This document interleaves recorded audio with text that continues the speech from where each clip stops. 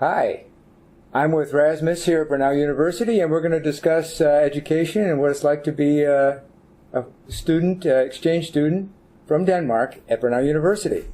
So, Rasmus, we have discussed a little bit. A little bit, yeah. Yeah, and so we've talked about some of the things that are going on with you. You're from Denmark. Yep. And you're here for a year or a semester? I'm actually here for only one semester, so I'll be heading home soon. Oh, wow. Yeah. Oh, okay. So that leads in to my first question. So what is some of the big differences between education in Denmark and here? What strikes you as a big difference? I feel like, first of all, I should say that my school back in Denmark is a little bit different compared to what you would normally see in Denmark. It is a big university in a town called Aalborg, and it is based on a thing called problem-based learning, where we would do a lot of project works and groups, and we write big reports together and do our own research and stuff like that. So our semester would end with us, a group of three persons, writing a paper at about 45 pages. Oh. And then we present that paper to our professors. So basically we will find an issue, and then we would explore that issue in as much depth as possible. It's sort of like a normal academic paper. Wow. Yeah. So that is sort of the cornerstone of my university. That's how we do it at my university. So that's, of course, a big difference compared to how you would do it at Brunel or any other American university, I guess. For the most part, right. Yeah. So the differences are project-based, one project working in a team, and then versus here you have individual courses, so you might end up writing 3 or 4 or 10-page papers. I mean, we still write small papers for our classes, and then for each class we write small papers, but then to sum up the whole semester we would do the big project. Oh, cool. And also a really big difference is that in Denmark, at my university, we would have our lectures was only going to go on for 2 months, and then there'll be 2 other months where we do the exams. So we had school for 2 months, and then we do exams. Wow. Then we have a month of vacation, and start back over. Oh, wow. Yeah. So 2 months of exams, where we write, basically. Oh, you're writing. Yeah. Oh, I see. We have one entire month to do the project, and then 1 month to do all the minor papers. I see. So, wow, that's a huge difference, and maybe we can discuss that a little bit later. But let me go on to my next question. Sure. Which is, have you learned anything here in the United States that's a good thing, that's something you find an advantage or important or useful? One of the more positive experiences about the academic side of Brunel would be the size of the classes. I'm used to classes and lectures where it would be 100 students.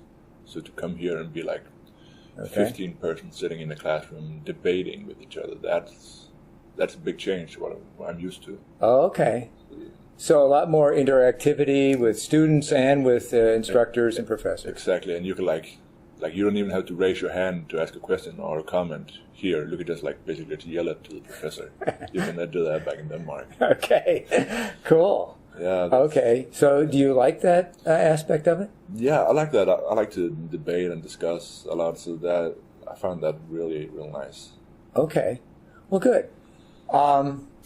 Let me move on to the other questions that we kind of discussed before. Yeah, sure. And that is, was there an experience in your childhood or in your education that led you to the idea that I guess I want to be in mass communications? Because that's what you're in, right? Yeah, I'm in mass communications, but back in Denmark, I don't study mass communications. I study international relations. Okay. As my bachelor's degree. So I guess you could say that I don't necessarily want to do anything with media, because that's not really where my focus is at, but I would want to do something with diplomacy, international relations, like that. Okay. And it is a little bit difficult to track back, because I mean, I think it's because I've always been like I always like to travel a lot.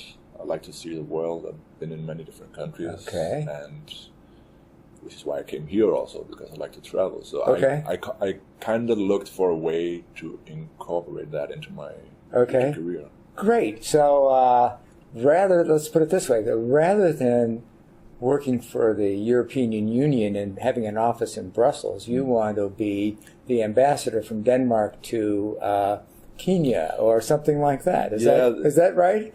Yeah, that would be pretty accurate, I would say, because I mean, it would be fun to work as a lobbyist for the EU or something like that. But I think the goal would be to be a diplomat or ambassador in pick a country. Okay, great. Maybe even to the U.S. Who knows? Or to Great Britain. You know, they left the EU, so maybe you could talk them back. You could bring them back. Yeah, I mean, that would be a pretty big achievement. That could be my crown. Okay, that's cool. All right. Okay, that's your kind of career interest or your goal. Yeah. And so, is there a more general way of putting that? Now, as your goal for your life, in other words, how do you see a life goal sort of interlaced with an educational purpose? So that's kind of a vague question. Let me try to help you with that. So some people have answered this kind of question with, well, I want to be of service to humanity. I want to raise a family and understand the universe, that kind of thing. So is there some way that you could phrase that for yourself? I would say that my life goal, even though I don't have figured out yet, has never been tied up to what career I might choose. I would choose a career and an education that could help me, that could help me get the life I would want. Like, I would not live to work; I would work to live. So I would get a job that would satisfy me, that would give me an income that would make me able to do the stuff I want to do for me and my family and my friends. Okay. So even though international relations is one of my hobbies and one of my passions, it's not my dream. I don't have a dream career-wise like that. Cool. All right. So I don't know if that answers the question. No, it does. It does. Yeah, I think that's a good answer. Yeah. Okay. Anything else about life in America, or from versus Denmark, that you either like or don't like about the United States? Because right now the U.S. has a self-hatred big time. It really does.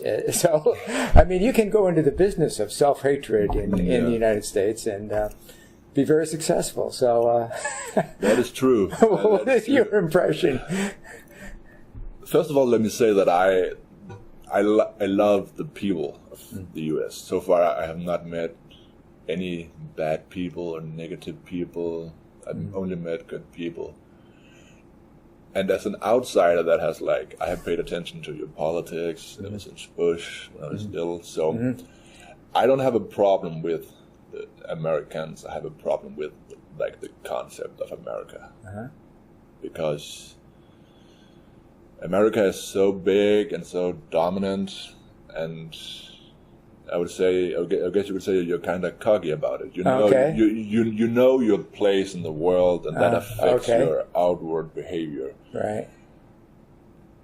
And connecting that to the current situation in America, I think the kind of mood and the feelings that exist inside America right now are what you need to foster some real change and progress in American society in general. Oh, so you see the current trend hopeful? Is that right? Or? It's more like it's gonna go real bad before it can become real good. Okay, this is interesting. Yeah. Okay. Well, this is taking a little longer, a little different direction that we're going to do. I'll tell you what. Yeah. Let's make 2 parts here, and this will be the end of this part. That'll be fun. Yeah. Okay, and let's look at this camera and say goodbye. So goodbye for the education portion of our meeting, and we're signing off. Yeah. Bye.